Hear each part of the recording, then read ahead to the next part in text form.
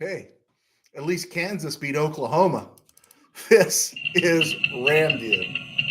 It's hot out there, but let's blow them off the line of scrimmage. Headline, one thing.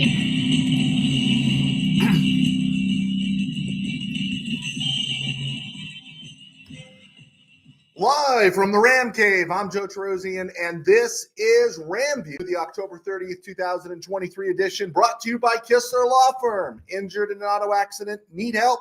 Got questions? Call Kistler Law at 661-206-6990. That's Kistler Law at 661-206-6990. And check out KistlerLawFirm.com. That's one word.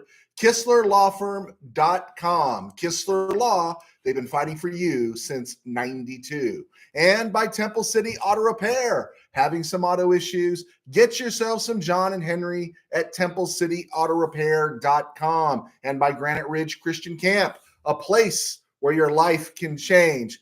And yes, we could do some life changing here when it comes to the Rams. And this last Sunday, a lot of stuff to talk about some trade options, talk about some rumors, talk about some injuries, talk about the game, talk about the NFL. But here's the deal. When the Rams win, I never question my maturity. When the Rams win, I'm the most mature person on the planet. When the Rams lose, I begin to question my immaturity. I kind of go to a dark place. Believe it or not, this affable, wonderful, really nice guy you see before you, I can get spiteful and bitter. It's not a good look. And so it was a good thing I was alone in the Ram Cave. Again, the Ram Cave serving a great purpose on Sunday. So what I'm going to try to do here is I've tried to cleanse myself, drink a lot of water, and try to disassociate from that brooding dark half that I was in yesterday. I'm going to reach a little bit. So let's try this one on.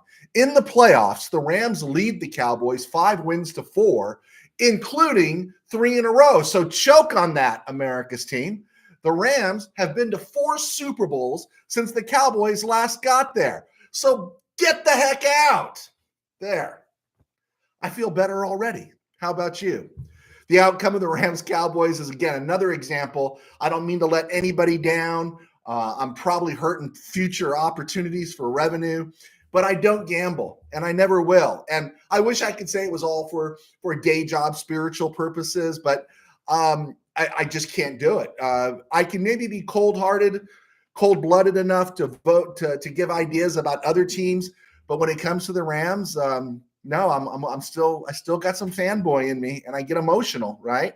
I didn't go with what I believed all week. My instinct all last week when you were with us with the show from Monday through Wednesday to the early part of Friday's show was the Rams are going to get blown out. It was a young team that had been losing by an average of 6 points. It was a young team that could have won almost every one of those games prior to the Dallas game. And usually what happens with young teams is they finally hit a standstill. They hit a wall, and I was expecting a blowout.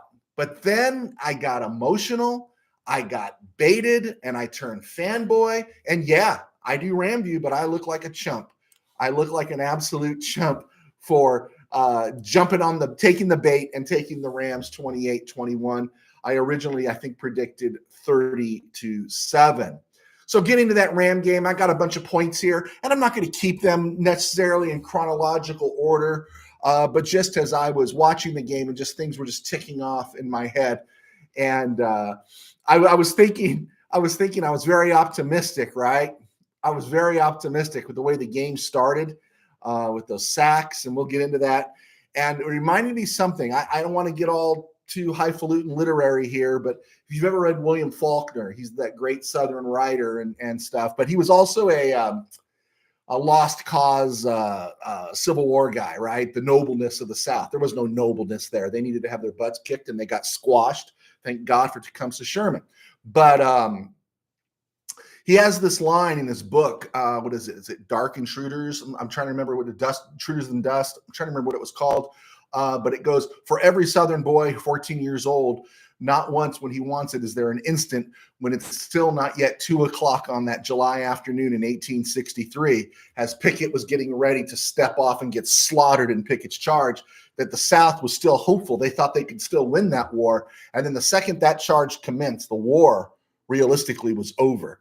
The Union again took the advantage and kept them on the run for the rest of the war. It was the last time the South was on the offensive. And I'm thinking for every Ram fan, right, just prior to kickoff, just prior to that first series, there's that moment where you're thinking, hey, maybe they could pull something, right? Maybe they can make this happen. There were those 3 sacks on the Cowboys' first possession. And just when you're starting to believe, right, they call illegal contact on Quentin Lake. And even Greg Olson said that's pretty stupid. Even not Mike Pereira, whoever the guy is that was the official guy. Again, the inconsistency of the NFL officials. I know Steeler fan Rob was frothing at the mouth yesterday. Usually this guy is sending me all of his he's about the Rams getting their butts kicked, but he was frothing at the mouth because the Steelers were losing at home to the Jaguars, and he was railing about the officials. And it was brought up during the course of the game. The love tap that they throw the flag on for Quentin Lake, and Cooper Kupp gets practically mugged on his route on the Rams' first drive where they settle for the field goal. And I mean, if you're going to get that close to Cooper Kupp, buy him flowers and put a ring on his finger. It was ridiculous, but that's the problem with the NFL. The problem with the NFL is they got really inconsistent officiating. And what I love is officiating is horrible every year. Everyone says it's horrible. Well, no. Now we got cameras, right? And these guys are being paid. These guys and gals are being paid full time. And sorry, they got to come under scrutiny too, right? They got to come under scrutiny too. Horrible pass by Stafford. Horrible. I love Stafford. I'm a Stafford guy. But horrible pass by Stafford. Him and Kupp were not in sync, but it's on Stafford. That cost us the blocked punt, of course, the safety, the poor coverage on the free kick following the safety. And right off the bat, that's 16 points the Rams literally gave away. And little fanboy here, for what it's worth, take away those 16 points and the Rams lose 27-20. So how's that for fanboy? Jumping to an early 26-3 lead allowed the Cowboys to tee off on Stafford. Game plan goes out the window. And then it wasn't just that, as the Cowboys are putting together these monster drives. I think the Cowboys had one possession in the third quarter. They took like 9 minutes off the clock. The Rams couldn't get off the field. And again, we'll talk about that, but there were some mistakes there. There were some calls that were questionable. There was just an experienced team that's in a Super Bowl window. They closer to a Super Bowl window than an inexperienced team that's trying to open its Super Bowl window back up.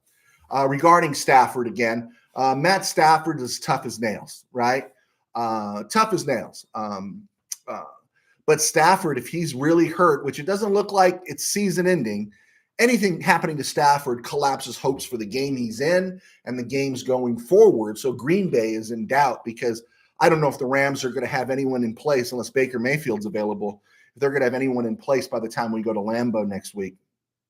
And I use the we. I know it's they. They don't pay anything. I'm not employed by the Rams. It's just easier to say we. But again, this season, speaking of Stafford, this season is literally supposed to be a season of pain. The Rams have teased us because every other game this year they've been in, and a couple of breaks either way. And, you're looking at a 7-1 team. You're looking at a 6-2 team, a worst, a 5-3 team. And so we have higher expectations, right? Stafford's thumb, the x-rays came back negative. There's a tendon issue. So I'm guessing he misses the game in Green Bay, and I'm good with that. Then there's the bye week, and we can see if he's ready for the Seahawks in week 11. So what are the quarterback options? We could talk about that. No Rob Havenstein. We talked about that on Friday. If Havenstein doesn't play, we said it was critical. Alaric Jackson was okay at left tackle, but the rest of the offensive line was brutal, and that includes Steve Avila, Joe Noteboom, barely serviceable. Maybe they weren't exactly as horrendous as last year, but they were very low end yesterday. The defense, same for the defense. Shoddy tackling, terrible job holding the edge. And you know what they look like? They look like a young team still learning how to play at the NFL. And that young team got its butt kicked finally, right? And it was due. Watching this, I was surprised how many different places, because you have cell phone, you have social media, how many different places actually texted me and basically in one form or another said, I don't understand why the Rams extended Tyler Higbee. Yeah, we were saying that a few weeks ago. I don't know why the Rams extended Tyler Higbee. I thought Higbee, again, I'll say I was wrong because this is what I thought the Rams would do. I thought the Rams would try to keep that Super Bowl window, which was still open. They could have played this year with Ramsey and Floyd and those guys. Might have suffered some injuries or not injuries, some losses along the front line in Gaines and Ashawn Robinson, but those weren't real devastating hits. I thought Higbee would be a cap casualty. I thought he would be put in the street and the Rams would make one more run, but they decided to speed up the process. But I just didn't get re-signing Tyler Higbee or extending Tyler Higbee. Play out the rest of the year. What needs to happen right now for a 30-year-old tight end who's always holding his arm and he's dropping passes? I saw him drop passes last year. I got a note saying I never seen Tyler Higbee drop so many passes. I saw him drop passes last year. And we're stuck with him now. We're stuck with him now because I don't know if they have any intentions of getting rid of him. Bryson Hopkins, I'm wondering what's going to happen, how soon it's going to happen to him. Number 8, Quentin Lake got 32 snaps. Darian Kendrick got 60. Kobe Durant, if you notice, he was on the sideline quite a bit. He was on the sideline. He only got 12 snaps. He had a shoulder thing come up. No, I don't know exactly what it is, but Kobe Durant hurt his shoulder, and that's why Darian Kendrick got so many snaps. If not, I think the plan was what we were talking about. Durant on the boundary, Quentin Lake in the slot, and then, of course, Witherspoon on the other side. But, Witherspoon's been playing with a lot of confidence this year, right? The last few weeks, a lot of receivers and either getting behind him. He does such a great job using the boundary as an extra layer of defense. But we've noticed the last few weeks some receivers have gotten behind him, and he's either closed in and tipped the ball away, or the pass has been poorly thrown. And it wasn't poorly thrown yesterday, and Witherspoon finally got torched. The best graded DB yesterday was Quentin Lake. And everyone's after Darian Kendrick. I remain confident in Darian Kendrick, and I don't feel like really fighting this online because it's a losing battle in the temporary. But I remain confident that if Darian Kendrick's personal life is right where it should be, that there will be a time when the fans come to appreciate Darian Kendrick. He's aggressive. He's competitive. He's great against the run. And he made some plays. He's actually made some plays, knocking down some passes. He got burned quite a bit, the whole secondary did. But I think when he learns to play this game, I think you're going to appreciate him. And I like him. He does not bother me. He's never going to get the benefit of the doubt from these officials who are inconsistent. The replays show they're inconsistent. They are paid full time, and they need to come under as much scrutiny as the players and the coaches, because the NFL is allowing them literally to make decisions that affect the end of games, right? And it's not about number of penalties thrown on either side. It's about when they're throwing. And the idea that you're not using review last 5 minutes of every half, or reviewing a pass, roughing the passer call, is preposterous. This is absolutely preposterous, and it makes the NFL look cheap. It makes you look like the CFL, all right? I had no problem with the 2-point conversion that Stafford was out there for. I don't think anyone expected Atwell's pass to be so bad. Again, Stafford's tough as nails. Really, anytime you're around somebody that bags on Matthew Stafford, just watch this game. This guy is tough. He's in the back half of his career, maybe the last couple years of his career. But you know what it's like? What did Bill Murray say in Ghostbusters? No one steps on a church in my town. Well, no one steps on Matthew Stafford in the Ram Cave, right? I'm very pro Stafford. I love a guy that goes out there and just battles, and he does battle. I just hopefully we can keep him upright for the rest of the year. And also, getting all upset about the 2-point conversion, there's enough crud to deal with in this game. Don't look for stuff to step in. It was just a really poor performance all the way around. It was a really, really poor performance. There's really not even anything really to break down. The passing game, Puka had another drop. Cooper Kupp is looking kind of ordinary, not extraordinary.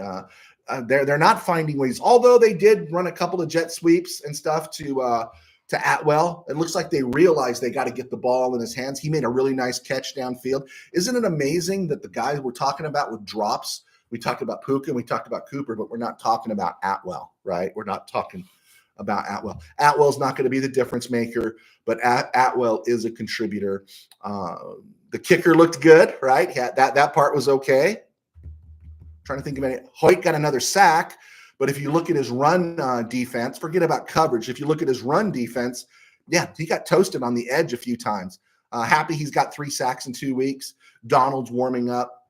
So all that's good, but it was just a bad performance, and it was one that was overdue. We expected this against the 49ers. I expected this, early on before Joe Burrow hurt his leg.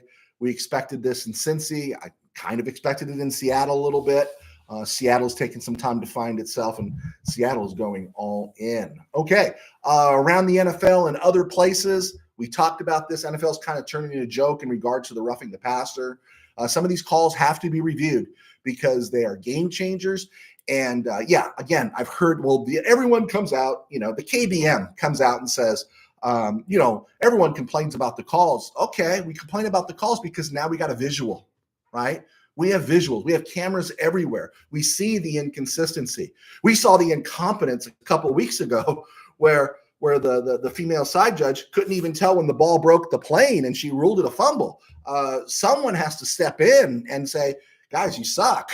You're getting paid big money to do this full time. You got to be better. And they should not be above open criticism because the camera is telling us the truth. It's the inconsistency. And then the lack of automatic review. I'm not talking about the automatic review or something that should have happened because a spot was bad. I'm talking about roughing the passer. I'm talking about some of these pass interference penalties. And honestly, let's grow up and be like the NCAA. Isn't that funny? Maybe the NFL needs to look at the NCAA pass interference call, 15 yards, and make an exception for an obvious pull down or takedown for an actual spot, right? Usually the ball's placed at the spot on pass interference no matter what. It's really time to make it a 15-yard penalty. And then when you see by review, you can review it if you want, when someone is actually dragged down or, I don't know, Jalen Ramsey has his face mask ripped off, you could call that a spot foul, right? Even though Ramsey he looked like the receiver on that play in the Super Bowl. All right. Number 2, I like the first place Seattle Seahawks old school unis. Just looks a lot better than the new ones. They looked really good yesterday. Well, I'm not going to say they look great against the Browns, but they're in first place in the NFC West. That's if you don't count the Bengals, who are 4-0 against the division. Seahawks are going all in. They are sending a number 2. Well, they did. They sent a number 2 second-round pick in 2024 and a 5th-round pick in 2025 for former Trojan Leonard Williams, getting him from the Giants. I think Williams has been okay in the NFL. He was 6th overall by the Jets a few years ago. I think he's been okay. I don't think he's been great. It sure doesn't hurt to have him along your front line. And that front line is where Seattle has hurt the most. And now literally the weakest spot with that Seattle offense, if their tackles are healthy, they're good. But their weakest spot is probably Geno Smith. And we'll see what's going on there. The Minnesota Vikings entered the Caleb Williams sweepstakes with the loss of Kirk Cousins. He's out for the year with a torn Achilles. I don't know if they're going to get Caleb Williams or Drake May, but boy, it's really hard to compete when you're going to run Jaron Hall, Sean Mannion, or Nick Mullins out there. And I still think Justin Jefferson's gone for another 3 weeks. So something to think about. Leonard Fournette finally signed with the Bills. That's a good signing by the Bills. It's a good time of year to sign him, right? You're only paying a half year salary. He's going to be fresh, and you get some bang for your buck out of him. Maybe he's the new oh man, I was going to say it's off the top of my head.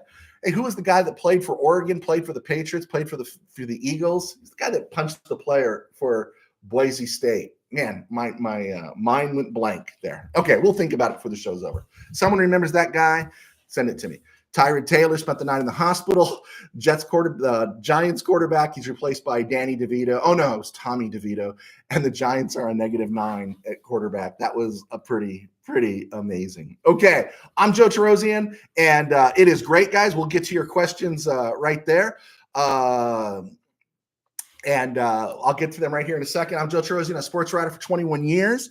Now I do RamView, and I write books. My books are available on Amazon, and you can check them out. I've written 2 football novels, 2 high school football novels, well received. One of them's Tangent Dreams. This one did very well. Check that out. Support the kid, huh? Support the kid this Christmas season, and support us by watching RamView, hitting your likes, shares, or checking out Kistler Law or Temple City Auto, our fine sponsors that allow me to do this. RamView is Monday, Wednesday, Friday, and we also post on Spotify, and that's where we need a lot of help because our footprint on Spotify is not too big. But I do all this because it supports me in my day job. I pastor a small church in Burbank, very small church called Burbank Faith Nazarene, and it's only small in the physical sense. We are quite successful online, and you can check us out online at burbankfaithvirtual.com, as well as Burbank Faith Virtual right here on YouTube, as well as all the other places of social media. Okay, let's look at the questions here as folks have rolled in. Okay, I'm hesitant to read Brother Barker's questions because he's always throwing a joke in there. Speaking of Higbee, hands of stone by a guy who's just signed for 29 million rocks. Another key drop. Yeah, I agree. You know, we're like-minded there, Chief. Rob Sorge. Oh yeah, Steeler fan in Missouri. Rob is also an Oklahoma fan. And what can I say about Oklahoma except okay, go Kansas, right? I'm not alone in my anger. Yes, I'm not. You know, no officiating call cost the Rams yesterday, right? I saw the highlights of the Steelers-Jags, Steeler fan Rob. I'm not going to speak to, you know, what you saw. No officiating call cost the Rams the game. I will say it's just the inconsistency. Again, the mugging of Kupp and the love tap by Quentin Lake, and they're not treated, you know, the love tap is treated egregious. The mugging of Kupp is just what happens in Dallas when you don't wear a star on your helmet. See, I can be bitter too. But the NFL is just so inconsistent. All right, guys, thank you for the questions. I'll check it again before the show is over. And let's just keep rolling along here as we hit the 22-minute mark. Man, it just goes by so fast. A question popped up on a poll on Twitter, X, right? The platform formerly known as Twitter. And it said, would you trade Cooper Kupp if someone offered you a number 1? And my response was, just tell me where to sign, bub. I know that's emotional. I know that hits home. I know that's painful. But when you can cut loose of Todd Gurley, when you can cut loose of Robert Woods, when you can cut loose of Jalen Ramsey, guys who just poured their soul into the team and the franchise, guys that you would want any other time playing for you, yeah, it comes a time, hey, you know, I think the final line in Stephen King's Green Mile is sooner or later we all have to walk the Green Mile, right? Or, you know, and Cooper Kupp's been great, but I think we've seen the best of Cooper Kupp. And if somebody offered me a number 1 for Kupp in the offseason, I don't think they would. But a team that's thinking they're ready for a Super Bowl run and they need a receiver, yeah, I'd take their number 1 off their hands for Cooper Kupp. I know that's heresy, but what can I say? That is like speaking of Tecumseh Sherman in an old Atlanta church. And I did something similar to that once. Regarding trades at this point, I saw the Rams at this point in the season being 3-6 back in the spring and during the summer. I saw them 3-6 going into the bye, and that included a win in Green Bay. So something happens in Green Bay because Green Bay's flailing, they could be 4-5 going into the break. And I think that's a win overall. They could still get to 9 wins, and 9 wins puts you in the wild card hunt in the NFC. I wouldn't sell my soul to do that, which means I wouldn't sell my soul to go acquire a Chase Young or somebody really upgrade a Burns from Carolina or somebody. I wouldn't do that. But on the flip side, I think I'm more inclined to be a seller than a buyer right now for the Rams. This is a season of pain. And so there's got to be some pain. But you got to take the emotion out of it in regards to Kupp. Yeah. If I'm not saying they should trade him, but I'm saying if someone offered you a number 1 or 2 number 1s or maybe a number 1 and a number 2 for Aaron Donald, I'd pull the trigger, even on Aaron Donald. Hey, you go back 50 years, and there were Ram fans that were brokenhearted when Deacon Jones got traded, right? Deacon Jones got traded. Hey, I couldn't believe the Rams ever moved off of Harold Jackson. I couldn't. I thought I'd be more upset about Lawrence McCutcheon, but then when I saw Wendell Tyler hit some home runs, I was a little easier about McCutcheon going. But there are painful trades. There are things that happen. That's the game. There are a lot of ladies that were around 50 years ago. I can remember hearing one of my cousins say, I used to like the Rams, and they traded Roman Gabriel because he was such a doll, right? People don't, you get over these trades, right? Steve Garvey played for the Padres. It happens, right? It happens. And if you can load up with Donald and Kupp, that would be great. And their contracts more than offset Stafford's contract. Everyone's upset about Stafford's contract, which in the scheme of things, he makes 49 rocks next year, 50 the year after that. That is big money, but rapidly in the NFL, that's becoming middle of the road for a starting quarterback. Every new contract being signed is over 50. And would you rather have well, he won yesterday, but would you rather have Matthew Stafford or Russell Wilson right now? I like Matthew Stafford's contract, and you can keep Matthew Stafford around if you draft those other, if you did make those deals for other guys and such. I'm not saying they should, but I think anything's possible, and we have to learn how to live with it. All right, let's look at college football. This week, I'll give my top 10 on Wednesday. Michigan's 8-0, and everything's ramping up. The NCAA took some offensives here, and Michigan, I think, pulled off the table their contract extension for Jim Harbaugh. What a bunch of frauds. Everyone is scouting and looking at signs. Everyone does that. And Jim Harbaugh's the new Jerry Tarkanian, and Michigan, they're a bunch of dogs. And if the school itself, I really want the Wolverines to win the national title so Harbaugh can just go back to the NFL, right? And if the NFL, you hear this talk, if the NFL honors some probation that or penalty that the NCAA puts on Harbaugh, a year's suspension, then the NFL is an absolute joke, right? I hope Harbaugh gets an attorney and they sue the NFL so bad that Roger Goodell has to go, right? But go Michigan, right? Go Wolverines, right? The Huskies beat Stanford.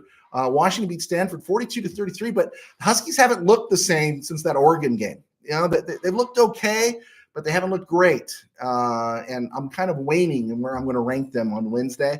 Florida State beat Wake Forest. Florida State's a good team. It's a good team, not a great team. Oregon hammered Utah in Utah. And I say this easily, Oregon wins a rematch against Washington. The emotion being in Seattle, that game's played in Eugene. I think there's a whole different outcome in that game. I think Oregon's a really good team. Ohio State has trouble against Wisconsin. Can't stand the Buckeyes. We talked about Kansas, the Jayhawks beating Oklahoma. That's amazing that Kansas would have a great football team after all these years, right? Texas hammered BYU 35-6. They should do that. Alabama got a bye. Oregon State lost to Arizona. What was that? What was the final score in that? Was that 27-24, 31-28? And Oregon State, man, you broke my heart. You broke my heart, man. I feel like Michael kissing Fredo. You broke my heart, right? And, of course, Utah lost to Oregon. I had them at number 10. USC beats Cal 50-49. Really? You going to keep that one, USC? I wouldn't even keep that one. That's just horrible. That's just horrible. North Carolina loses to Georgia Tech. I am off the Tar Heel bandwagon, and Drake May is costing himself money. Ole Miss beats Vanderbilt. Notre Dame hammered Pitt 58-7. You could have Stetson Bennett, but if I'm going to draft a quarterback in the 3rd or 4th round to be my backup, it's going to be Sam Hartman. I like Sam Hartman. Penn State struggles against Indiana, but they pull out a 33-24 win. Louisville gets revenge for the 1986 NCAA Finals. Actually, they didn't get revenge. They won that game too. Purvis Never Nervous Ellison scores 23. Duke takes the loss with the goose egg, 23-0. UCLA, Colorado, nice win for UCLA. Colorado loses on the field, and all their bling gets stolen from their locker room. That is bad. Maybe they shouldn't have brought the bling. Next week, Ohio State plays Rutgers, LSU, Alabama. That should be pretty good. I am watching Missouri, Georgia. All right, looking at some of the scores this week, we talked about the Buccaneers, Bills. Bills won that game. They could have easily lost if Chris Godwin had looked up. Texans, Panthers. I took the Texans. Panthers won 15-13. Happy for Bryce Young. I still think C.J. Stroud's a better quarterback. Vikings, Packers. Vikings get the win in Lambeau, 24-10. Packers extend Rashawn Gary, edge guy, 4 years, 96 rocks. And I wonder why they give that dough to an edge guy who I think is so-so when they're definitely going to be in the market for a quarterback. And Minnesota, I don't know who it's going to be. Jaron Hall, Nick Mullins, Sean Mannion, Bob Berry, Bob Lee. I don't know who the quarterback is going to be going forward. Maybe Steve Dills. Saints, Colts. Saints went on the road, won that game. Indy's fun to watch with Gardner Minshew. But the Saints, they still got stuff to play for because they're in the AFC South. The AFC South is the land of eternal hope for mediocre football. So good for the win for Derek Carr. Not good for the Rams if you're thinking playoffs down the road. Patriots, Dolphins. Dolphins won 31-17. Not overly impressive by the Dolphins, but it was a good win. Jets, Giants. The Jets are 4-3. That's amazing, right?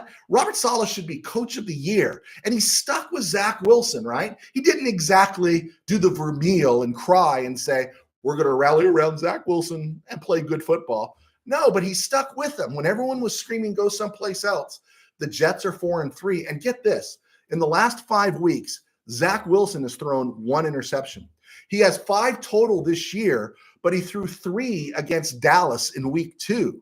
So he's really kind of brought it down a little bit. He made some key throws yesterday, and I'm not saying he's Hall of Fame, but you know what? Zach Wilson is managing this team, and he's also got 13 drops. His receivers have dropped the ball 13 times this year, and he's 5th in that. He's not number 1 in the league of drops. Actually, Matthew Stafford's ahead of him at number 3 of most drops with 15. But Zach Wilson's had 13 drops this year, and he's been sacked 23 times. So give the kid some credit. He might slowly be developing into something NFL worthy. Jaguars, Steelers. Steeler fan Rob in Missouri is furious, frothing. He wants somebody's head on a spike for this. And either way, Steelers, you just can't lose at home. But if you lose Kenny Pickett, you really got to get out of the Mitch Trubisky business, right? Mitch is he's not my kind of guy, right?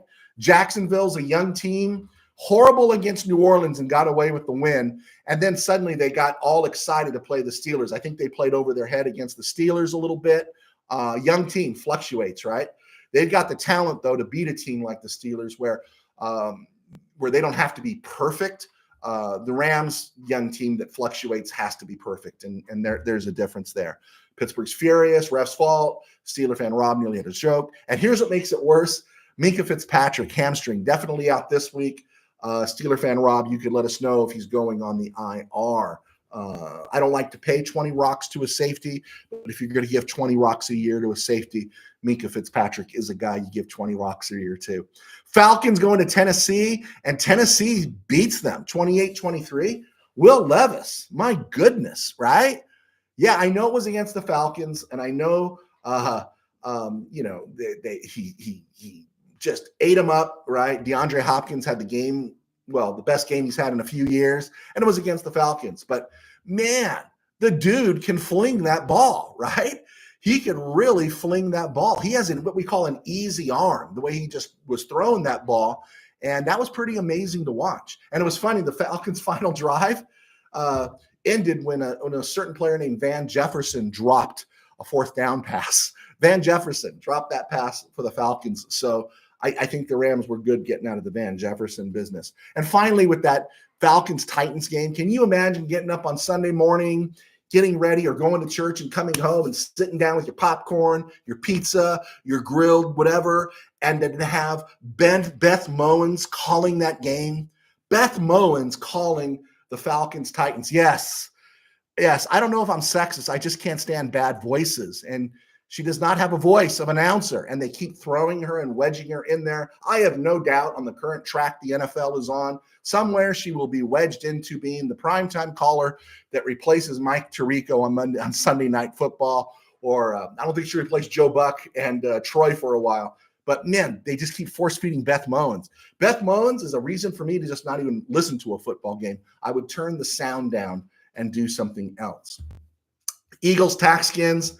Taxkins gave them a game, but Philly pulled it out 38-31.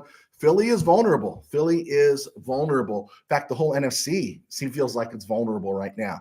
Browns, Seahawks won 24-20.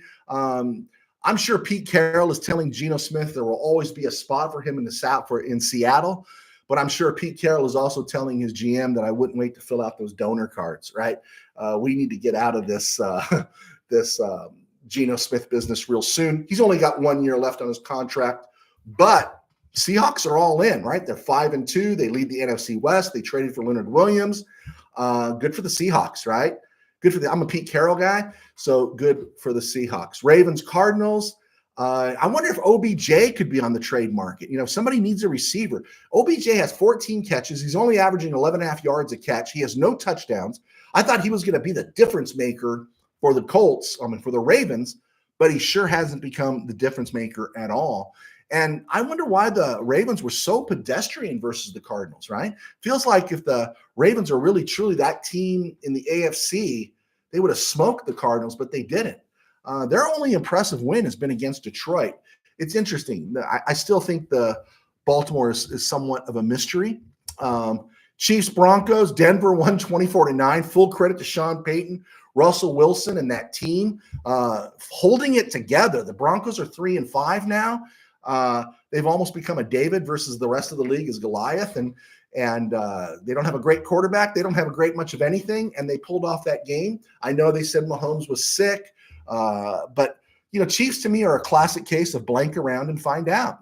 Swift being present physically, she wasn't present, but Swift just being she's become kind of the icon of the team for 2023 and the organization. And that's just not good. This organization that's had a lot of success, I think, is losing focus. I really do. Someone needs to tell Travis Kelce to just chill it on the commercials, chill it on everything else. And you know what? Maybe it's not affecting his game, but maybe it's affecting other people's game around him.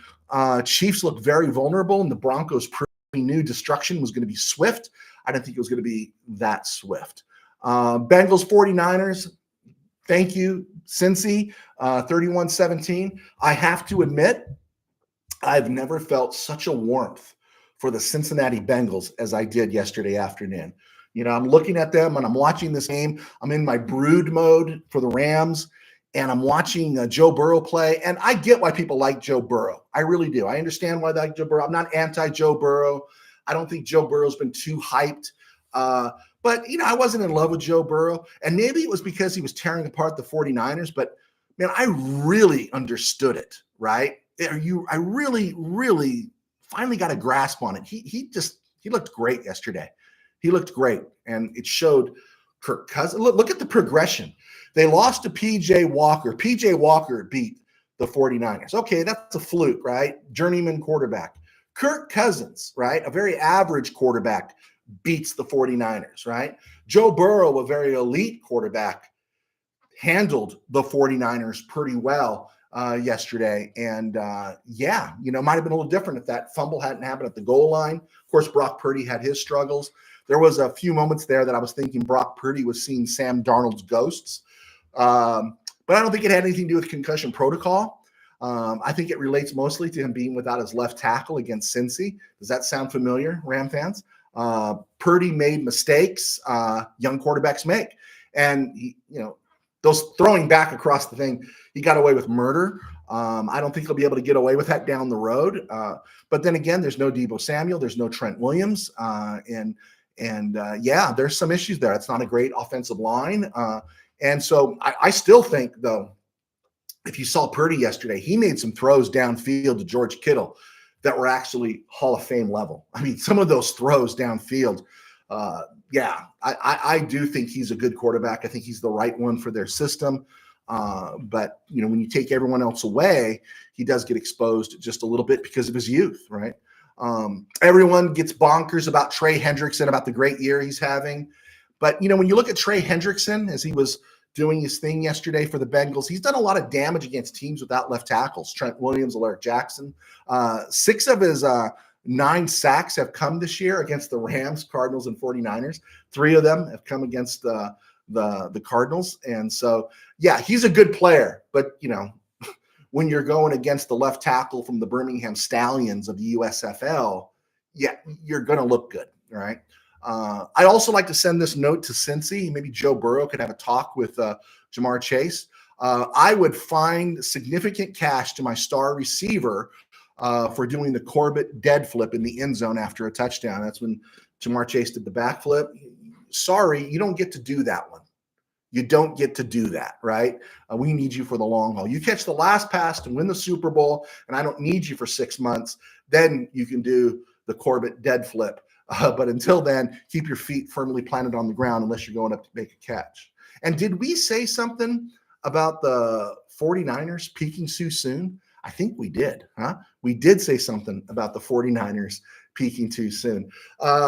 Bears, Chargers, I guess, there won't be a Tyson Badgett mania. He's not the new Brock Purdy. Good story, happy for the kid.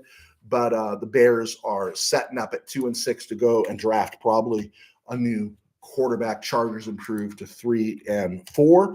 And then tonight, Raiders, Lions. I'm going Lions, right? We're going Lions. And we'll see how that works out.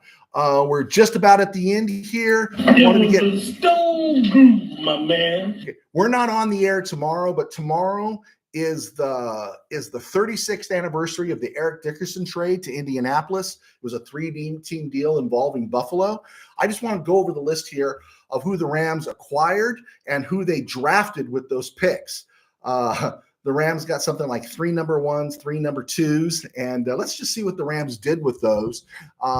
The Rams, of course, got Greg Bell, best part of the trade, probably, and former Iowa running back Owen Gill. This is going to be tomorrow, is October 31st. It was Halloween night. I was at the newspaper. I was actually in the newsroom, and, I got to ride that last wave where over the teletype, Los Angeles Rams trade, Eric Dickerson. But, oh my gosh, and I mean, that was like breaking news. And I remember calling my friends saying, hey, Dickerson got traded and stuff. They said, yeah, news just broke. And it felt so cool being at the paper. Long story short. Anyway, tangent. Rams acquired Greg Bell, Owen Gill. And then in 1988, they got 2 draft picks, 2 number 1s. They spent them on Gaston Green and Aaron Cox. And then in 89, they spent the 3rd number 1 on Cleveland Gary. And they spent their number 2s on Frank Stamms, Darrell Henley, and Fred Strickland, who was okay, right? A couple years later, the Cowboys traded Herschel Walker, and they picked up a bunch of scrubs. But then they got 3 number 1s, 3 number 2s, a 3rd and a 6th for Herschel Walker. And they parlayed them into Emmitt Smith, Russell Maryland, Kevin Smith, and Darren Woodson, and 3 Super Bowls. Just thought I'd throw that out there for you. Okay, I think we're good. And let's see. Do I have any other questions here? Okay, Rob Sorge, Seattle keeps us in 2nd place. There you go. Be happy. You're in 2nd place. Hope that Kenny Pickett gets back real quick, or maybe you should go out and sign Carson Wentz, right, and get him off the Rams' radar. All right, guys, we got to go. Thank you so much for clicking on. This has been RamView. Check us out on Spotify, and we will see you on Wednesday.